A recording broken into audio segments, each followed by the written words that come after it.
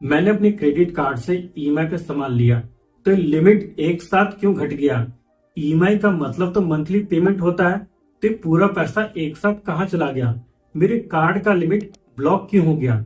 कई लोगों को इस तरह की प्रॉब्लम फेस करनी पड़ती है जब वो ईएमआई पे सामान परचेस करते हैं। तो आइए जानते हैं इस वीडियो में कि लिमिट ब्लॉक क्यों होता है, ये पूरा पैसा एक साथ कैसे डेबिट हो जाता है और ये लिमिट कब और कैसे वापस आता है, ये ईएमआई का सिस्टम काम कैसे करता है, ईएमआई में क्या कुछ हिडन चार्जेस भी होते हैं, ईएमआई पे सामान लेते समय हमें किन किन बातों का ध्यान रखना चाहिए और लास्ट का पॉइंट मिस मत करना।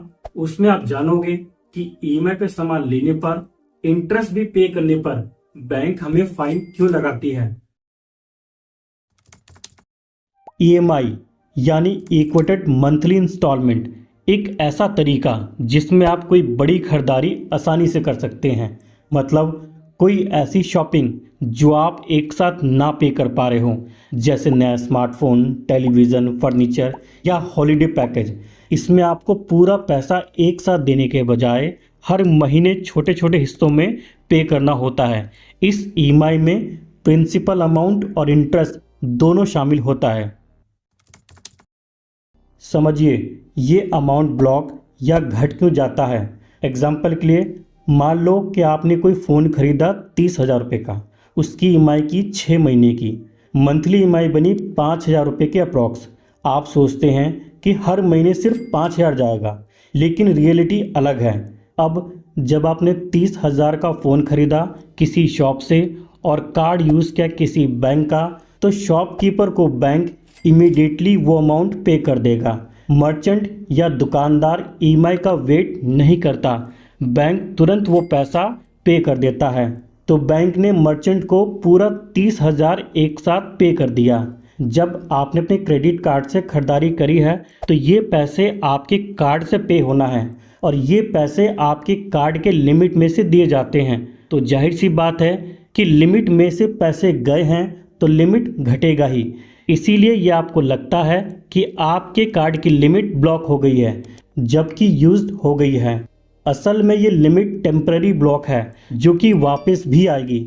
अगर आपके कार्ड की लिमिट 1,00,000 रुपये की थी तो अभी भी आपके पास 70,000 रुपये के अप्रॉक्स अवेलेबल लिमिट होगा, जिसे आप ज़रूरत के टाइम पे यूज़ कर सकते हैं। और अगर आपके कार्ड की लिमिट मान लो 35,000 थी तो आपने मैक्सिमम अमाउंट यूज़ कर लिया है। तो यहाँ तक आप समझ गए कि लिमिट एक साथ क्यों घटा या ब्लॉक कैसे हुआ। अब ये लिमिट वापस कैसे आएगा। जैसे जैसे आप हर महीने पे करते जाएंगे वैसे वैसे आपकी कार्ड की लिमिट वापस आती जाएगी। मान लो कि आपने पहली ईएमआई 5,000 पे किया तो 5,000 का लिमिट वापस आ गया। दूसरे महीने फिर आपने 5,000 दोबारा पे किया तो ये 5,000 प्लस पुराने 5,000 तो 10,000 का लिमिट हो गया। फिर आपने तीसरे महीने फिर से 5,000 रुपये पे किया तो ये 5,000 रुपये प्लस पुराने 10,000 तो टोटल लिमिट हो गया 15,000। तो इस तरह से ये लिमिट वापस आता जाएगा और ये अमाउंट तब तक ब्लॉक रहता है जब तक आप इसे रीपे नहीं करते। ईएमआई दो तरह की होती है। क्या दोनों में लिमिट ब्लॉक होता है? एक होता है नॉर्मल ईएमआई जिसमें बैंक आपसे जर्नल इंटरेस्ट लेता है। एक होता है नो कॉस्ट ईएमआई जिसमें इंटरेस्ट पे मर्चेंट डिस्काउंट देता है, पर इंटरेस्ट पार्ट पे कई बार आपको जीएसटी पे करना होता है और प्रोसेसिंग फीस हिडन होता है। तो हाँ, दोनों तरह की ईएमआई में लिमिट ब्लॉक होता है, चाहे नॉर्मल ईएमआई हो चाहे नो कॉस्ट ईएमआई हो। ईएमआई लेते समय सिर्फ इंटरेस्ट नहीं होता, इसके अलावा भी कई अदर चार्जेस भी होते हैं जिसे हम जल्दबाजी में ध्यान ही नहीं देते और फिर बाद में नुकसान हो जाता है। प्रोसेसिंग फीस 199 से 999 तक, कई केस में तो इससे ज़्यादा भी हो सकता है। जीएसटी ऑन प्रोसेसिंग फीस पे भी आपको जीएसटी देना होता है। उसके बाद दोबारा जीएसटी इंटरेस्ट पार्ट पे, जब आपको इंटरेस्ट लगता है उसके ऊपर भी जीएसटी आपको देना होता है।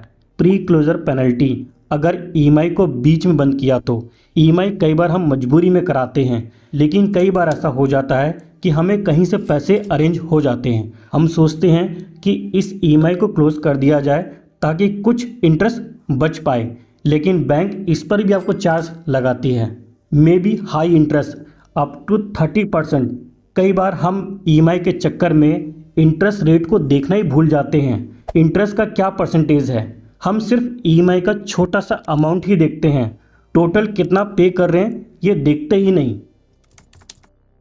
ईएमआई पर खरीदारी करते समय कुछ बातों का ज़रूर ध्यान दें। ईएमआई सिर्फ बड़े आइटम पर ही लें, स्मॉल आइटम पर ईएमआई महंगे पड़ते हैं। हमेशा टोटल पेबल अमाउंट को ध्यान से चेक करो कि प्रोडक्ट का कॉस्ट कितना था और लास्ट तक मुझे कितना एक्स्ट्रा देना पड़ रहा है। नो कॉस्ट ईएमआई सच में नो कॉस्ट है या नहीं, इसे वेरीफाई करो। अदर वेबसाइट और दूसरे शॉप से भी कंपेयर करो कि पहले इसका प्राइस क्या था और अब क्या है। कभी कभी ऐसा होता है कि प्रोडक्ट का प्राइस पहले ही बढ़ा दिया जाता है और बाद में बोला जाता है कि इस पे तो इंटरेस्ट पे हमने डिस्काउंट दे दिया है। इसके ईएमआई के ड्यू डेट को भूल के भी मिस मत करना, वरना ईएमआई और महंगा पड़ जाएगा। क्या होता है कि ऑलरेडी ईएमआई में इंटरेस्ट ऐड होता है, अगर आप इसे डिले करते हैं पे करने में तो इस पे आपको भारी भरकम फाइन लग के आ सकता है। और सबसे इम्पोर्टेंट चीज़ जहां काफ़ी लोग अपना पैसा डुबाते हैं, आपको कभी भी कार्ड की लिमिट को मैक्सिमम तक यूज़ नहीं करना। समझो क्यों। मान लो आपके कार्ड की लिमिट है 1.5 लाख रुपए की, आपने एक आईफोन परचेज किया जो था 1,35,000 रुपये का और इसको आपने 24 महीने की ईएमआई पे ले लिया। रेट ऑफ इंटरेस्ट मान लो एग्जाम्पल के लिए 18%, मंथली ईएमआई मान लेते हैं 6,700 के अप्रॉक्स बना, तो टोटल आपका कितना हो गया 1,61,754 विद इंटरेस्ट। ठीक है, तो ये अमाउंट आपकी क्रेडिट लिमिट से ऊपर चला जाएगा। अब इस सिचुएशन में क्या होगा, इसमें आपको ओवर लिमिट चार्ज और इंटरेस्ट चार्ज लग जाएगा। चार्ज यहाँ तक रुकेगा नहीं, जो भी आपको चार्ज लगेगा उस पर भी आपको जीएसटी भी देना होगा। और इस चीज़ के बारे में ना आपको बैंक बताएगा ना वो मर्चेंट जिससे आप प्रोडक्ट ले रहे हो। आप कोशिश कीजिए कि अपने कार्ड की लिमिट को मैक्सिमम तक यूज़ मत कीजिए। अगर जाने अनजाने में कर लिया तो इस सिचुएशन में जितना जल्दी हो सके वो एक्स्ट्रा अमाउंट कार्ड में पे कर दें। तो अब आप समझ गए होंगे कि लिमिट एक साथ क्यों घटा, आपके कार्ड का लिमिट ब्लॉक कैसे हुआ, ये ईएमआई का सिस्टम काम कैसे करता है और इसमें क्या क्या हिडन चार्जेस होते हैं। और अगर आपने कार्ड में कोई ट्रांजेक्शन की है उसे आप ईएमआई में कन्वर्ट करना चाहते हैं तो कौन सा बेस्ट टाइम है ईएमआई में कन्वर्ट करने का, जानना चाहते हैं तो इस वीडियो को यहाँ पे क्लिक करके आप देख सकते हैं।